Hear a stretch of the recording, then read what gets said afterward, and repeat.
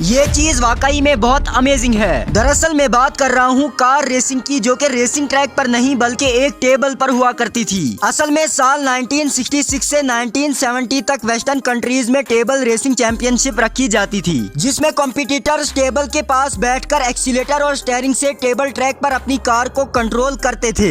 ये car race real car race से ज्यादा मुश्किल होती थी और जो इस कंपटीशन में विनर होता था उसे काफी बड़े अमाउंट से नवाजा जाता था और ये उस टाइम की यूनिक और इंटरेस्टिंग चैंपियनशिप मानी जाती थी। इन्फॉर्मेशन अच्छी लगी हो तो टेक्नो फैक्ट्स को जरूर सब्सक्राइब करें।